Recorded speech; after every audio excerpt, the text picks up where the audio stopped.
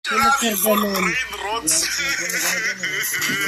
Huwag ka malikot, huwag ka malikot. Wala nang malaro sa Roblox. Ano nang nangyayari sa mga laro dito? Puro brain rot na. Pero kung bago wala dito, mag-subscribe ka na at syempre, simulan na natin to. At kung mapapansin nyo mga kabarkada, nagkaroon po ng update ang laro na to. Tingnan nyo yung presyo na binibigay ng ating mga brain rots. At actually, hindi na sila max level. Oh my goodness, pwede na sila pa-levelin ulit. So anong mangyayari kapag pina-level ko to? Oh my goodness, ang gastos, aray mo.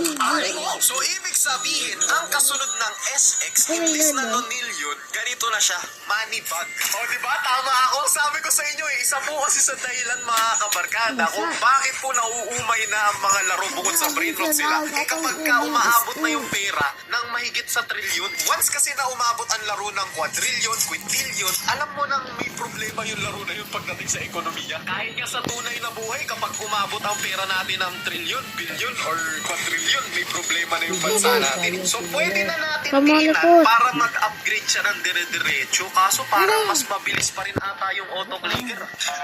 So ang max level po ngayon ay 175. Oh my goodness! So tingnan natin kung makakakuha tayo ng magandang divine dito. Bigyan mo ako ng Graphelino. Asa yung charger ko na? Charger 70 ko. minutes yun par. 70 minutes! Oh my goodness! Masama yun!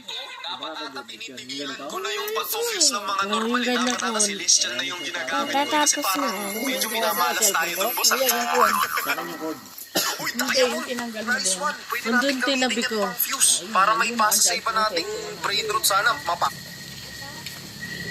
Ako dito par. 171 na, 142 per second lang.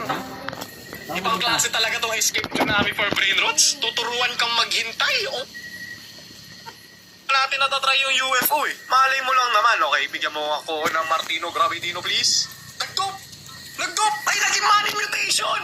Ay, ba't ganun? Kaya yung gumagamit ng may ibang mutation, naging money par. Aray mo,